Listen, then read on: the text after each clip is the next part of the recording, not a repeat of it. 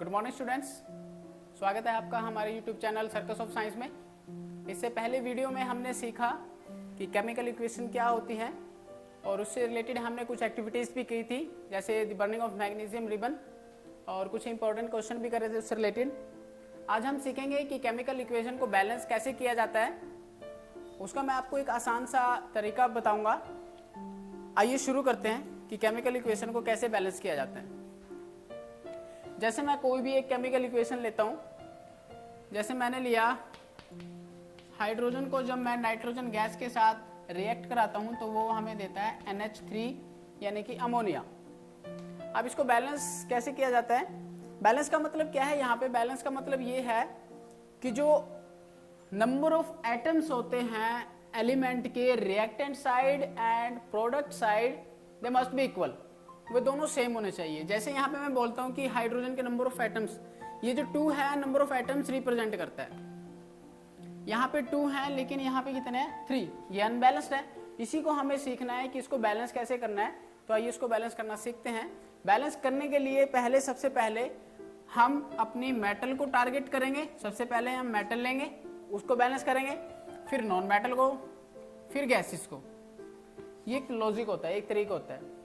तो यहाँ पे कोई भी मेटल नहीं है लेकिन हाइड्रोजन एक नॉन मेटल है। तो चलिए इसको हम एक समझते हैं, इसको बैलेंस कैसे करते हैं। तो उसके लिए मैं एक टेबल बनाऊंगा, element, reactant and product. This one is reactant and this one is product. Reactant means अभिकारक and this one is product means उत्पाद, हिंदी मीडियम्स के लिए। तो एलिमेंट्स में मैं लूंगा सबसे पहले नाइट्रोजन। नाइट्रोजन के नंबर ऑफ एटम इस तरफ कितने हैं? रिएक्टेंट साइड में 2 और उस तरफ कितने हैं? 1। ये अनबैलेंस्ड है तो मुझे इसको 2 करना पड़ेगा, तो मैं इसको 2 से मल्टीप्लाई करा देता हूँ। याद रखना कभी भी हम इस नंबर को चेंज नहीं करेंगे, ठीक है? तो ये 2 हमेशा इस तरफ आएगा। अब ये 2 हो गया, ये भी 2 हो गया। हाइड्रोजन देखते हैं। हाइड्रोजन के number of atoms reactant side 2 है एंड इस तरफ कितने हैं? 2 3 जा 6। इस तरफ 6 है, मुझे इसको भी 6 बनाना पड़ेगा। तो मैं क्या करूंगा, इसको 3 से मल्टीप्लाई करा दूंगा तो ये 6 बन जाएगा। इसको मैं 3 से मल्टीप्लाई करा दूंगा, ये 6 बन जाएगा। तो अब ये भी 6 हो गया। आई थिंक ये बैलेंस हो चुकी है इक्वेशन। हाइड्रोजन के 6 हैं, इस तरफ भी 6 हैं। यहाँ पे 2 है नाइट्रोजन के, इस तरफ भी नाइट्रोजन है। नाइट्रोजन के 2 ही एटम्स है। और ये एक आसान सा एग्जाम्पल था। आइए एक और एग्जाम्पल के साथ समझते हैं कि इसको कैसे बैलेंस करना है।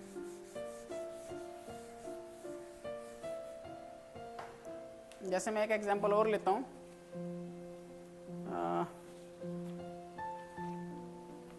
जैसे मैंने लिया आयरन और इसको जब वाटर के साथ रिएक्शन कराया तो ये रिप्रेजेंट करता है Fe3O4 एंड हाइड्रोजन, ठीक है? आइए अब इसको बैलेंस करते हैं। सबसे पहले हम टेबल बनाएंगे अपनी, एलिमेंट, रिएक्टेंट एंड प्रोडक्ट, ठीक है? इसको हम रिएक्टेंट बोलते हैं और ये हमारा प्रोडक्ट होता है। सबसे पहले मेटल लेंगे, मेटल ली, नंबर ऑफ एटम कितने हैं? 1, उस तरफ कितने हैं? 3। इसको मुझे 3 बनाना पड़ेगा तो मैं इसको 3 से मल्टीप्लाई करा देता हूँ। 3 हो गए, दोनों तरफ 3 हो गए, ठीक है? उसके बाद मैं लेता हूँ ऑक्सीजन। ऑक्सीजन लिया, ऑक्सीजन के नंबर ऑफ एटम्स कितने हैं? यहाँ पे 4, ये 1 है तो ये अंडरस्टूड है, ये इसके साथ मल्टीप्लाई होगा। 4 × 1 यानी कि 4। उस तरफ भी कितने हैं? 4। हाइड्रोजन इस तरफ कितने हैं? 4 × 2 = 8 और इस तरफ कितने हैं? 2। अब इसको मुझे 8 करना पड़ेगा तो मैं इसको 4 से मल्टीप्लाई करा देता हूँ। ये लो, 4 से मल्टीप्लाई करा दिया। अब ये बैलेंस हो गई। दोबारा काउंट कर लो। आयरन के कितने हैं? 3। इस तरफ भी 3 है, उस तरफ भी 3 है, ठीक है? बैलेंस है ये। दूसरा मैंने लिया था ऑक्सीजन। ऑक्सीजन के इस तरफ 4 है, उस तरफ भी 4 है, बैलेंस। हाइड्रोजन के इस तरफ 8 है एंड उस तरफ भी 8 है। बिल्कुल आसान सा तरीका है, ठीक है? आइए एक एग्जांपल और लेते हैं।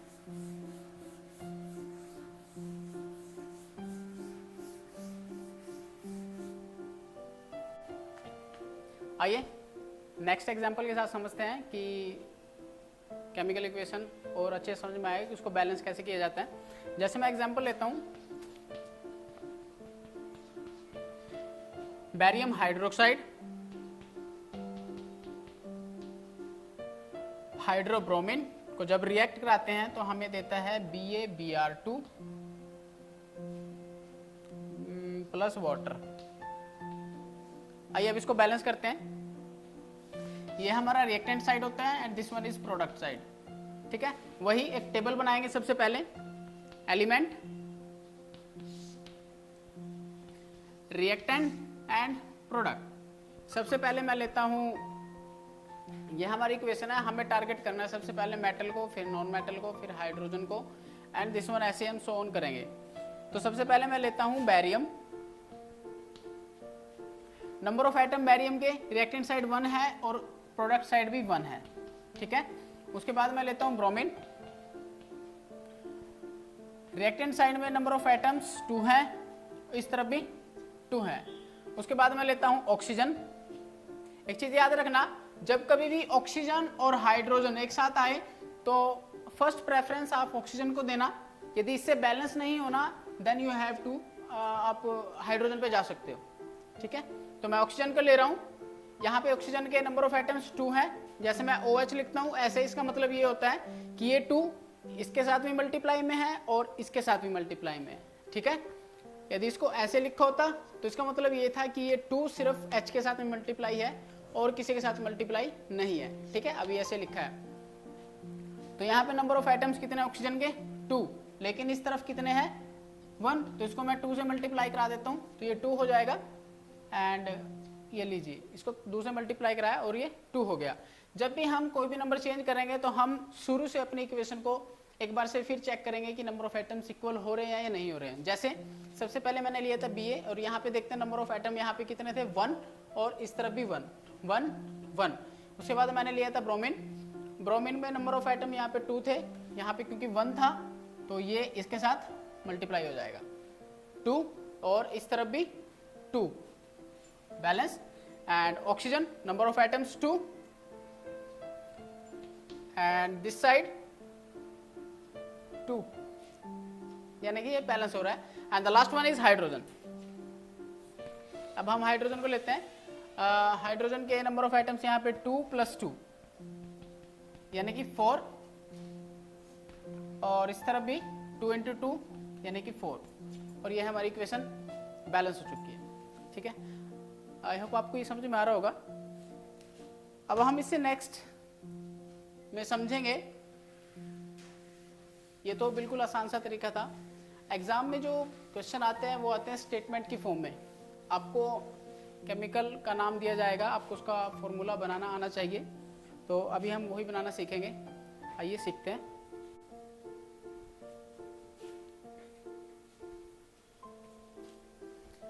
आइए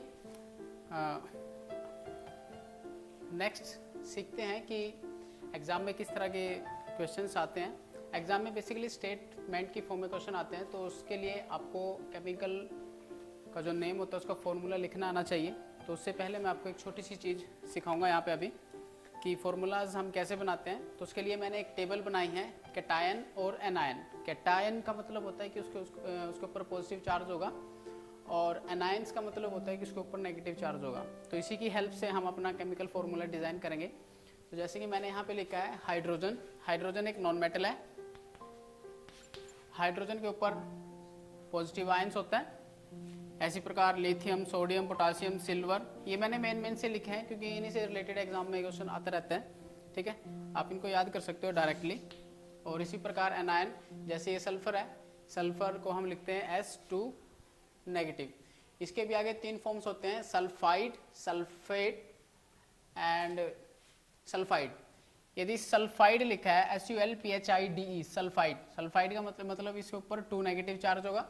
यदि सल्फाइट लिखा है PHITE तो SO3 2 नेगेटिव चार्ज होगा। यदि सल्फेट लिखा है SO4 2 नेगेटिव चार्ज होगा। इसी प्रकार fluorine, chlorine, bromine, iodine, oxygen, sulphur, nitrogen, phosphorus, chloride, ये जो मेन मैंने यहाँ पे लिखा है। और आइए अब इनसे रिलेटेड कुछ एग्जाम्पल समझते हैं कि हम अपना केमिकल फॉर्मूला कैसे बनाते हैं।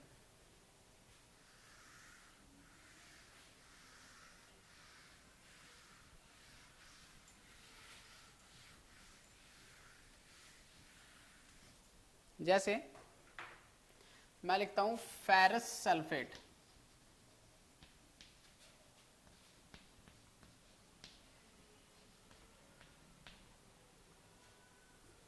एक चीज याद रखना, जो आयरन है उसका केमिकल नेम फेरस है, उसको हम फेरिक भी बोलते हैं। इन दोनों का मतलब क्या आता है, यदि फेरस लिखा आ रहा है तो उसका मतलब यह है कि उसके ऊपर कम से कम चार्ज होगा, यदि फेरिक लिखा आ रहा है तो इसका मतलब ये होगा कि उसके ऊपर मैक्सिमम चार्ज होगा। अस का मतलब मिनिमम, इक का मतलब मैक्सिमम, ठीक है। इसी प्रकार कॉपर का जो केमिकल नेम होता है वो होता है क्यूप्रस, क्यूप्रिक, ठीक है, उसका मतलब यही होता है। आइए अब इस फॉर्मूले को बनाते हैं। जैसे फेरस है तो फेरस अस आया तो मिनिमम चार्ज होगा, ठीक है। सल्फेट आया HATE, इसका मतलब होगा SO4 2 नेगेटिव।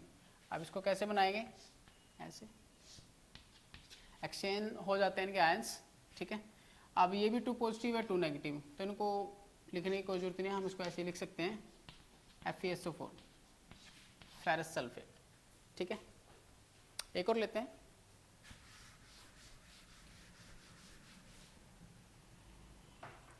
जैसे मैं लेता हूं जिंक सल्फेट, जिंक पे होता है 2 पॉजिटिव और सल्फेट पे होता है 2 नेगेटिव, फिर सेम चार्ज है, अपोजिट है, कैंसिल हो जाएंगे, तो फॉर्मूला सिंपल बनेगा ZnSO4, ठीक है। एक और लेते हैं,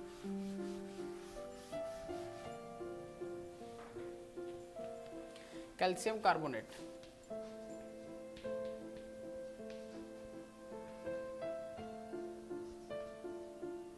कैल्शियम के ऊपर होता है 2 पॉजिटिव, कार्बोनेट के ऊपर भी होता है ये वाला। आयन एक्सचेंज करेंगे क्योंकि ये सेम है, एक दूसरे का पॉजिटिव है, तो कैंसिल हो जाएगा CaCO3, ठीक है। काफी सिंपल है और इसी से रिलेटेड हमारे एग्जाम में क्वेश्चन भी आते हैं। जैसे एग्जाम में क्वेश्चन आया था,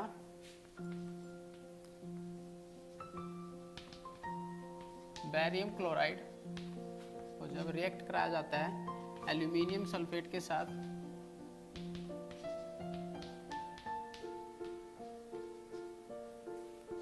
तो ये हमें प्रोडक्ट में देगा barium sulphate plus aluminium chloride, ठीक है। इस तरह के एग्जाम में क्वेश्चन आते रहते हैं। तो सबसे पहले आपको फॉर्मूला बनाना आना चाहिए, जैसा कि हमने अभी सीखा था। तो ये है बैरियम क्लोराइड, मैं यहाँ पे लिख देता हूँ, ये है बैरियम, बैरियम पे होता है 2 पॉजिटिव, क्लोरीन पे होता है नेगेटिव, क्लोराइड पे, ठीक है। अब इनके आयंस एक्सचेंज हो जाएंगे तो ये बन जाएगा BaCl2, तो इसकी जगह आ जाएगा BaCl2 प्लस नेक्स्ट है हमारा एल्यूमिनियम सल्फेट,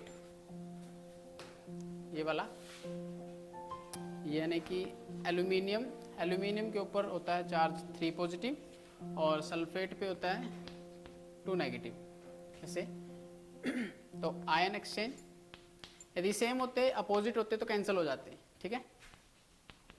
ये वाला यहाँ आ जाएगा Al2SO4 3, Al2SO4 3, ये हो गया। उसके बाद आता है हमारा बैरियम सल्फेट, ये हमें देगा बैरियम सल्फेट। इसी प्रकार बैरियम सल्फेट का बनेगा बैरियम यानी कि Ba2 पॉजिटिव, सल्फेट आया SO4 2 नेगेटिव, आयन सेम है, कैंसल, सिंपल फॉर्मूला बनेगा BaSO4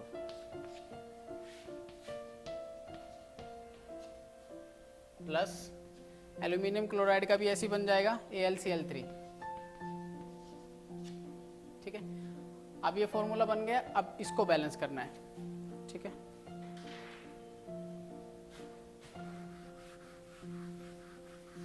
इसको कैसे बैलेंस करना है आइए सीखते हैं।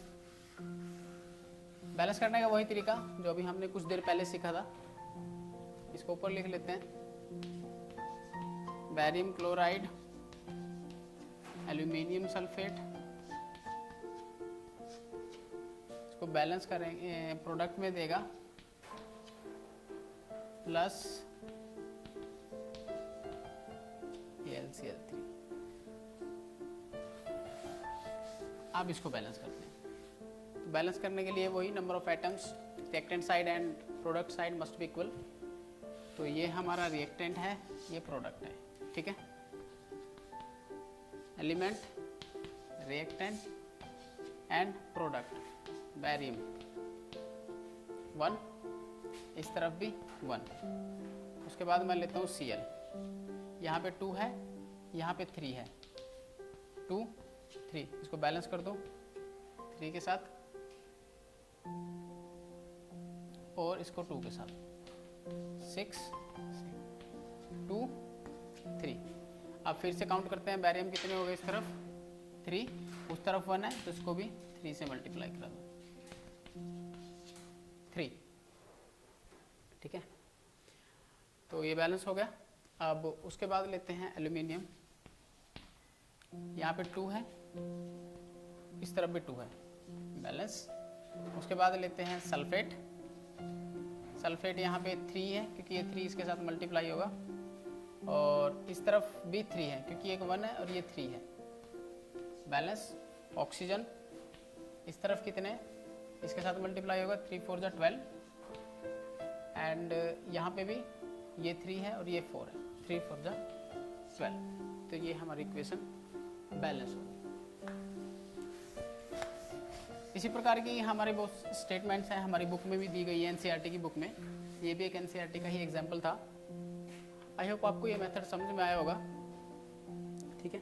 इसे नेक्स्ट वीडियो में हम समझेंगे कि टाइप्स ऑफ केमिकल रिएक्शंस क्या होते हैं, उससे रिलेटेड कुछ एक्टिविटीज़ भी करेंगे, जैसे combination reaction, displacement, decomposition, double displacement और ऑक्सीडेशन रिडक्शन क्या होता है, ये भी समझेंगे। तो आई होप आपको ये अच्छा लगा होगा। Thank you.